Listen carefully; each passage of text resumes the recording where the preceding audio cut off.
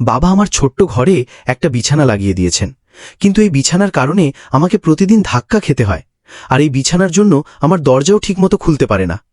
বাবা, আপনি না তো আলমারি লাগিয়েছেন, না পড়ার টেবিল লাগিয়েছেন। এখন আপনিই বলুন, আমি কিভাবে পড়াশোনা করব? আরে শ্রেয়া মেয়ে, তুমি রাগ করো না।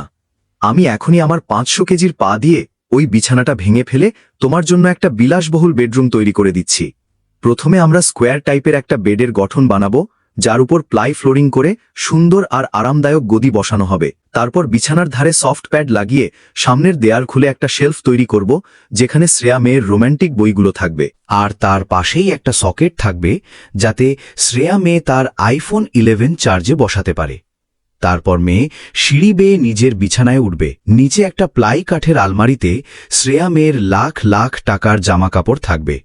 এরপর ওখানেই একটা সোফা বসিয়ে সামনে প্রজেক্টর লাগানো হবে, যাতে শ্রেয়া মেয়ে আর তার বান্ধবী বসে পুষ্পা 2 দেখতে পারে। পাশে একটা বুককেস আর স্টাডি টেবিলও থাকবে।